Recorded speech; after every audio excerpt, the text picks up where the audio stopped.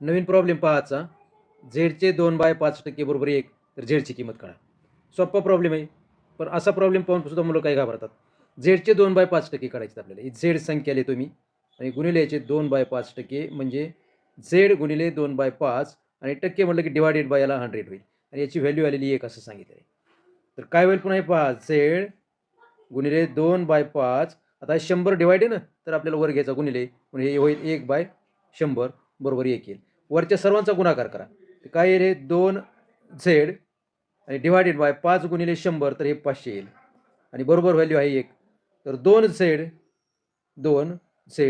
Is equal to 500 येईल. ह्यात इथे डिवाइड आहे, तो इकडे गेल्यावर मल्टिप्लाय झाला बरोबर. 1 ला मल्टिप्लाय म्हणून 1 लिहिलं नाही.